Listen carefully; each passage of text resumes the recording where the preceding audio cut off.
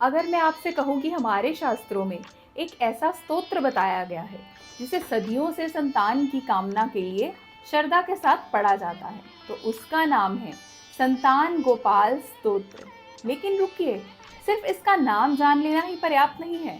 आजकल बहुत से लोग इंटरनेट को देखकर, इंटरनेट से निकाल कर कोई भी मंत्र स्तोत्र शुरू तो कर देते हैं और कुछ दिनों बाद कहते हैं हमें कोई परिणाम नहीं मिला।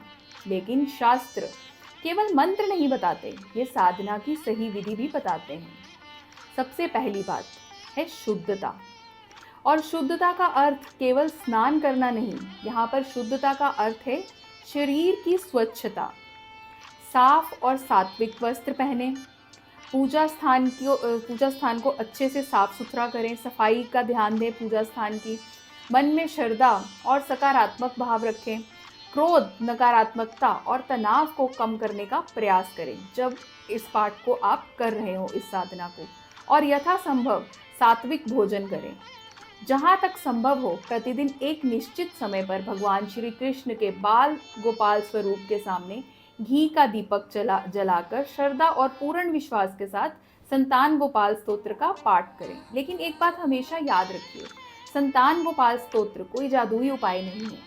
यह कि पाठ आज किया और कल फल मिल जाए आपको।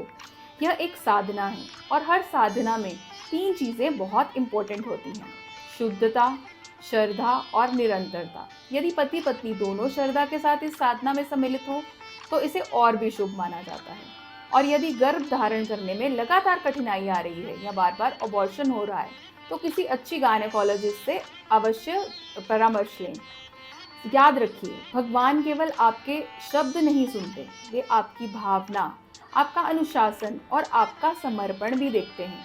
यदि संतान गोपाल स्तोत्र की सही विधि, नियम और अपनी परिस्थिति के अनुसार आध्यात्मिक मार्गदर्शन चाहते हैं तो संतान कमेंट करें और हमें डीएम करें। जय श्री कृष्ण।